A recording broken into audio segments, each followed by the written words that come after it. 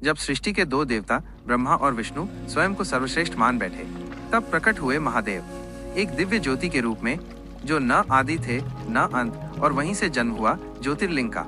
आइए जानते हैं क्या है इन दिव्य लिंगों की रहस्यपूर्ण कथा। सृष्टि के प्रारंभ में जब समय, स्थान और दिशा का कोई बोध नहीं था, तब उत्पत्ति हुए दो देव, ब्रह्मा सृष्टिकर्ता और विष्णु पालक। परंतु धीरे धीरे उनमें श्रेष्ठता का घमंड जन्म लेने लगा।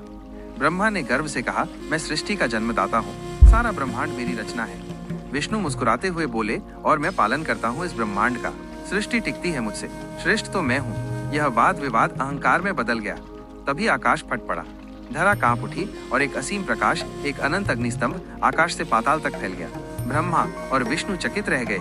एक दिव्य वाणी गूंजी, हे देवो, तुम दोनों के बीच जो खड़ा है वो मैं हूँ, शिव। इस स्तंभ का न आदि है न अंत। यदि तुम सच में श्रेष्ठ हो तो इस ज्योति के आदि या अंत को ढूंढ लाओ। विष्णु वराह रूप में पाताल की ओर निकल पड़े। ब्रह्मा हंस पर सवार होकर ऊपर की ओर उड़ चले। विष्णु वर्षों तक नीचे खोजते रहे पर अंत नहीं मिला। थके हुए लौट आए। ब्रह्मा ऊपर उड़ते रहे पर अंत नहीं मिला। तब उन्होंने एक केतकी फूल से झूठ बोलने की योजना बनाई। ब्रह्मा ने केतकी से कहा, तू कह देना कि मैंने ज्योति का अंत देख लिया। केतकी मान गया। ब्रह्मा नीचे लौटे और झूठ बोल दिया। जैसे ही ब्रह्मा ने झूठ बोला, ज्योति स्तंभ फट पड़ा। प्रकट हुए महादेव क्रोध से कंपायमान।